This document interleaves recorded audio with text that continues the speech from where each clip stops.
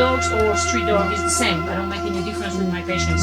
You tell me when I was 18 that I would be excited with a new stethoscope.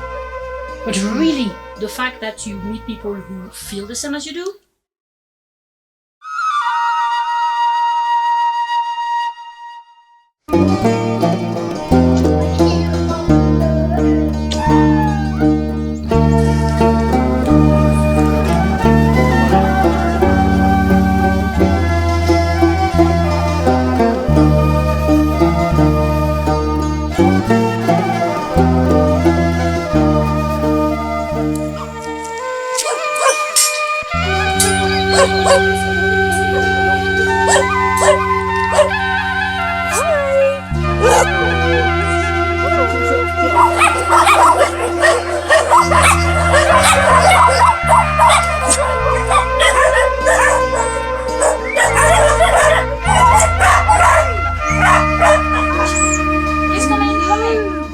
nice to meet you.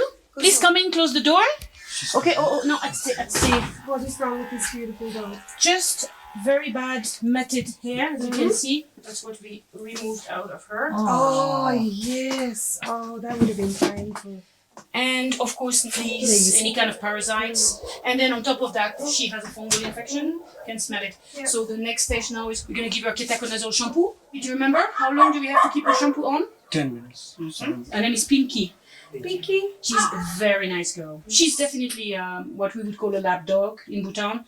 She's an Apso, but the family is really neglecting her. So in the meantime, I've been trying to contact them. SMS, can I put her for adoption? She's really pretty. Okay, 80% pick them up. 20% don't, which is an extremely high number. It's usually after extremely expensive surgeries, and they bet on the fact that the dog are going to be fixed, and then they don't want to pay for it. Here we don't have any problem. Hip replacements, any surgery, heart surgery, brain surgery, it's free. So there is no problem. I'm a Buddhist. I believe that health and education should be free for any animals or people. It's not because you're a stray dog that you should not receive a good quality treatment. And as soon as they're on my table, king dogs or street dog is the same. I don't make any difference with my patients. Every time we receive money, will it be $100 to 100 Nutrum? We don't use any of that money for the functioning or the salary. Everything goes for equipment. So we were able to buy a really, really good monitor for surgery at $10,000. We could buy $6,000 monitor from China. The problem is that when they break, they break. The one we bought, if it breaks within 3 years, they replace it. Well, we have 2 oxygen machines because the bottle that we get from India are half empty when we get them. But we have the oxygen and we need it for our respirator. So we got a respirator, ventilator, 2 oxygen machine, 1 monitor, 1 fantastic ultrasound recently. So I had to really work on my skills on ultrasound because I didn't know much. Fortunately, I'm an okay surgeon, so I'm quite good in recognizing things and knowing where things are. And I'm an architect as well, so the 3D image and the sections of image, that was already for me easier to understand how that works, because you tend at the beginning to remember X-ray and you think it's a picture. No, it's not a picture, it's a section, blah, blah, blah. So now I'm getting better. And the more you do it and the more you understand, the more you enjoy doing it. Then you really see how good of a diagnostic equipment it is. I spend the whole time, all evening, contacting companies and say, do you have demonstration equipments that have been, touring for 1 or 2 years and then they are a bit damaged, but can we have a good price on that? And we don't mind second, third, fourth hand. As long as it works for a few years, we're happy. There is no private practice of veterinary medicine in Bhutan. There is no private practice of medicine for human or for, it's only, governmental. So for us, it would be very difficult to charge anybody. And most of our animals anyway are rescues, wildlife, street dogs, hundreds of pets, but compared to the thousands of street dogs. The idea would be we overcharge the pet owners so that we can actually save the street dogs, which I don't think is fair. I think we should leave it a choice. We have that. It's the only place in Bhutan is available. If you agree not to pay $15 but $30, then we can save another dog. In the same time, I know that if they say no, I will still give them the test. The dog is not guilty of anything. It's the dog. What intrigues me most, what is a French woman doing, saving Bhutan's animals in Bhutan? I'm trying to save as many as possible. Well, I would say why not, first of all. Secondly, I think it's just the decent thing to do. I cannot stand animal suffering, people suffering in general. And Marianne, why do you think we're here? Because we share that with Yeah. you. I've grown up on a farm. We've all had a lot to do with animals, and it's this human emotion in you that is most appealing. And I think that in itself tells a story as to why you've given up life in France yeah, to come to a country like Bhutan and save their animals. I think I calculated probably I treated 100,000 in 21 years. That's a lot. That's and I'm getting old, so now I'm really slowing down. I was a maniac. For me, it was if I don't, I have to reach them because it's kind of a matter of stopping the suffering immediately. And so I would really go around town, throw deworming, throw mensch tablets.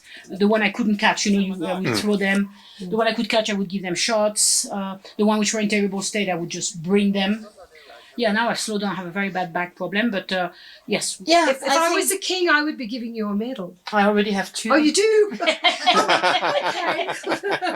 The first one was the Coronation Medal in 2008. And the last one was the Gold Order of Merit, which is one of the highest for civilian.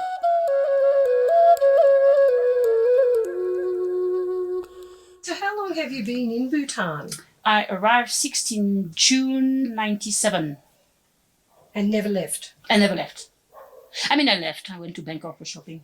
I have to confess. I have to buy oxygen machines. And my shopping is really, as a French woman, I thought, and I was stupid, that I would be excited maybe with a new handbag or whatever. You tell me when I was 18 that I would be excited with a new stethoscope. But really, because I bought a stethoscope, you can nearly tell what you have been had for lunch in it. You can listen to everything, the digestive system.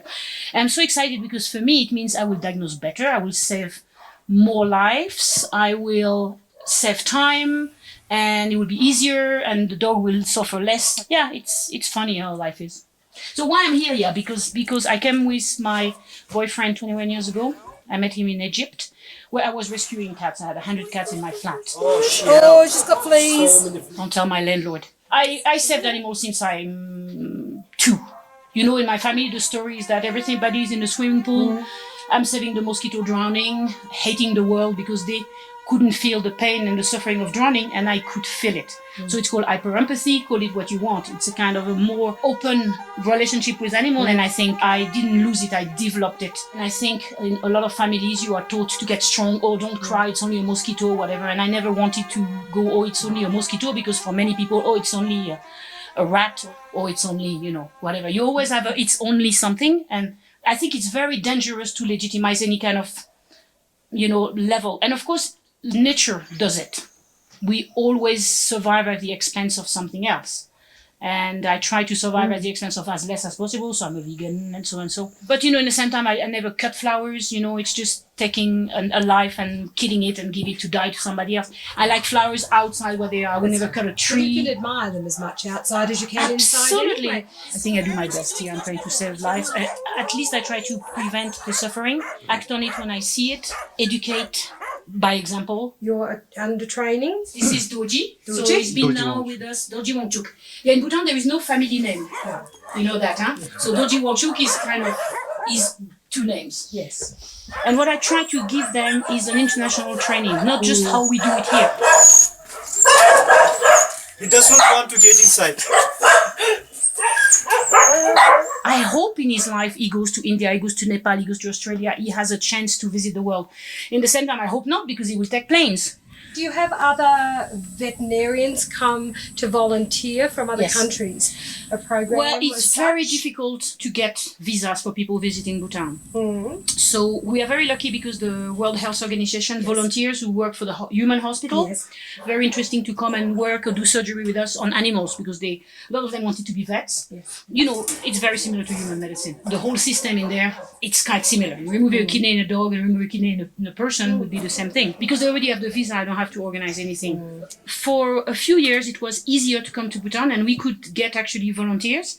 So we had actually James from Australia, was a 60-something vet with a lot of experience who came and really, he taught me so much tricks and things, and he volunteered in Sikkim, in Nepal. He takes, he keeps working. but he works for free, and he's really an animal lover, but a very, very good technician. And fortunately, the reason why the vets from Australia and New Zealand are good is because a lot of your economy is based on animal production and extension. And husbandry, yes. Yes. So you were saying that you do take care of the king's pets as well? Yeah. The royal family, they are animal lovers. So they have a lot of dogs, cats. From time to time, I'm receiving one of their pets here, or I'm called to go there for deliveries. Or so this one was rescued by His Majesty. She's called Doji. He was going back to detentioning after a visit, and he saw one person dragging her on the road, completely drunk. So how many monkeys do you have all told? 32 now, with the new one. I think Bhutan is very lucky to have a very enlightened series of kings in the last 3 or 4. Absolutely. They pass compassion and intelligence to each other. Yes. The present king and his father, they genuinely like their people. You know what I mean? And this is an emotion I can share because I can feel it. Well, I think this is another beautiful dog that should become a royal princess. Absolutely. Absolutely. She's beautiful. Pimki, I put her for adoption a couple of times and people phoned when they saw her pictures, but they didn't come to visit. Or they came, Every week I have a Kunsol, the newspaper, I have an article for adoption. So I introduced the dog as if they were introduced themselves. So, hey, my name is Lola. I'm a beautiful red hair. I will be waiting at the door for you when you come home. So person says, you know, and actually it's a dog, you know. So I try to make it a funny stuff. But every time I try to tell a story, a kind of a social issue. So the dog, which is for adoption, is being run over by a car. I really try to make also about people who drink and drive and be careful, slow down when you see a kid or a dog. Well, you're making them socially aware, conscious of the consequences of their actions. Exactly. We had traps. They put traps to catch wildlife, you know, and this is scooter's wire. And then the dogs are stuck in there and they strangle. We had a case just a few days ago where the lungs were completely punctured and it seems somebody dumped the dog in front of us without coming up. There's a hole. I could touch the lungs from here. So we had to do, I don't know how much surgery. Sometimes the trap is around the lower abdomen. It depends where the dogs, you know, go and get trapped. So we have to reconstruct urinary system. I write about that and I try to keep a cute picture because I want it to be adopted, but I try also to make it a little bit didactic. So. I brought one dog from Thimphu Bhutan. Oh, you brought one dog? I thought you were together. Yeah, it's... Oh, from the monk, okay. Well, And you're treating the little dog that's got the broken hip. He looks like his pelvis was crushed from the back you mean down. inside the cage? Inside the Or? cage, yeah. Inside the cage, yes. And We have so many paraplegic, and the good thing is that in the last month we have 5 who started to walk. But that takes years. You should never give up. And we don't euthanize. I'm against euthanasia. At home, in a case like that, they would amputate and then make one of the little carriages. Yeah, we have 4 wheelchairs. We make them. But the problem with the terrain here is that So they get difficult. stuck. If it's during the monsoon, it's raining. You can't believe suddenly if you have a monsoon shower, it's black. It's like dark. So you're just looking for the dog. And then if he fell in a hole, he can drown. I mean, it's nightmarish. And you know, I would die if something happened because of we didn't find him. In the place where we were before, we had a big lawn and a big parking, so you had all the dogs running on their wheelchairs. A lot of times, even if I thought that the spine was completely damaged, after a year or 2 of really physiotherapy and a vitamin B complex and a lot of treatment, suddenly we have movement. And then after 2, 3, 4 years, they walk. I mean, not very well, but they're independent. They can pee and poo, not where they sleep, which is the basic. And they can go and eat and they can escape if there is a tree branch falling. She could have Lyme disease as well. There's a lot. Be careful if you have ticks, huh? Yeah. Bhutanese people are completely immune. So I'm always very reluctant to amputate, except if really the dragging damage. As a last resort. Well, yes, exactly. I'm not sure which one you're talking about. You don't have his name? No. Did we get his name on the menu? Okay, so if I have his name, I know, because they all have a name. Yes. And I use a mnemotechnique. If they come from Meme Laka, they are called Meme or Laka. Mimina or Mimindo? Mimi, Tugimin Kasimola. Tashi, we have plenty of Tashi. Tugimi? Jamyang. Yes, and then Thimphu, we have Paro, we have Wangdi, whatever. Jamyang for girl is okay also? Okay. After that, the person who bring them, so we have Wangdi, Wangchuk, Doji, and then we reverse. So this is Sonams and we have Namso. Because you know, there are 50 names only, but they can be for boys or girl. Except Deki is only girl, Leki can be both. Doji can be both. So Jamyong, of course, sometimes when there is really something which is very explicit. So we have Stripey, and he has a big stripe. We have Blinker because he has one eye. We have Stumpy because he has his tail is cut. Jamyang Chodun. Jamyong Chodun, indeed. This is Jamyong Chodun. So you know we Little bit Yeah. like in Kenya, every orphan elephant. Oh, okay. We're great supporters. We have an orphan elephant, Depoto. Oh, And so- I have elephants. Fantastic. Yes, and that was much the same thing. Every orphaned elephant that comes in is named after the region they were found, or a tree, or so that each elephant, I think there's over 500 of them in the DSWT camp. They're all, and the keepers know their names. Yeah, Every one of them. So I'm not Yes. surprised to Oh, hear yeah. you say. Do you find as a whole that the Bhutanese people are socially responsible when it comes to dogs, cats, domestic pets? Socially responsible, I don't know. I know that they are more compassionate and more kind to animals than most of the region. They would in the majority not go out of their way to hurt an animal, and they would kind of try to help. I would say as a whole, as a majority. There is always the moron who tries to strangle the dog because he pees on his car, whatever. You have those everywhere. But it would be frowned upon. You know, people would really look at that badly, as in some countries, you know, people don't really care. You know, dogs are just there and Yes, they are of kicked. course. They're not even looked at as animal who suffers or... So in Bhutan, I would say because of the Buddhism and because of a society as a whole, it's a small society. So the dogs are kind of part of the fabric of the street, of the district. So they give them names, they feed them. So they have a kind of a more benevolent attitude to cats and dogs than in a lot of other countries in the region. In the government is trying to do, you know, sterilization campaign. They're trying to, make fine for pet owners who don't sterilize their dog, who let them roam around, or who don't have them vaccinated or things like that. But, you know, it's enforced for a few months and then it disappears.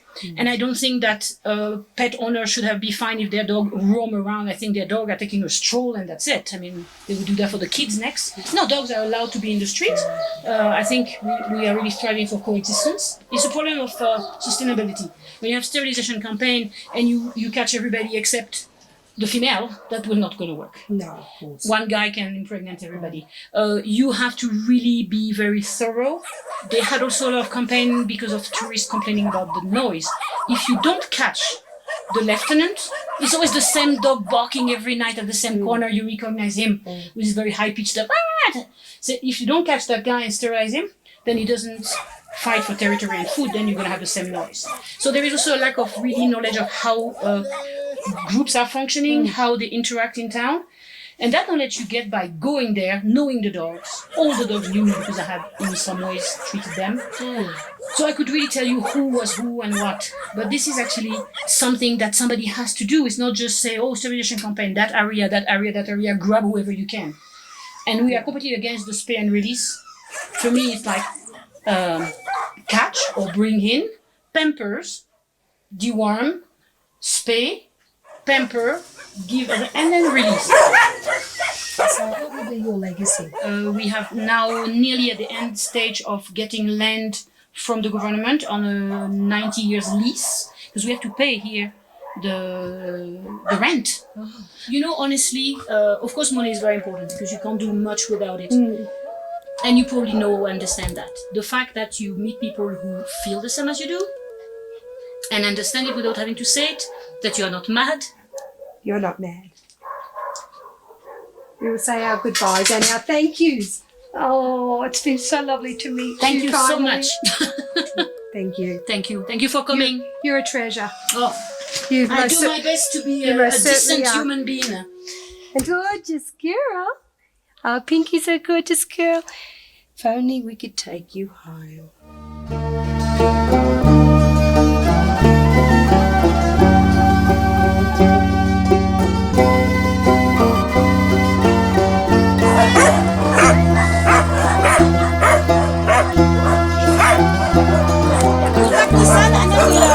She's looking at